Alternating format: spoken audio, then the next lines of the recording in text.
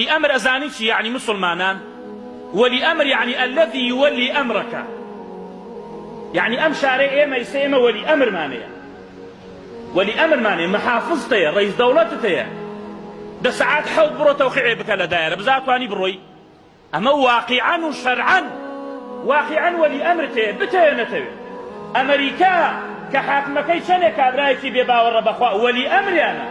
شوك أو كاروباري أو أنا باب الريوة ئێمە دیارە کەسێکەیە کاروبارمان نەباتە ڕێوە. دایەرەکان و لە وەختی خۆی نەبێ بتوانە شتێ بکە، چۆ بۆ مەحکەمە بەبێ مەحکەمە بتوانە شتێ بکە ناتوانی بیکەی. بچۆ بازاڕەکان ئەگەر وەلی ئەمر کەسێکی دانە نابێت بە مرور لە دیار ترافلایتەکانە ئیدارە ناکەی و زۆر شتی تری بتێنێتەوێ وەلی ئەمرتێ کەسێکەیە ئومورتە باتە ڕێوە حاکمە بەسەرتەوە وەلی ئەمرتە ئەمە واقعاً.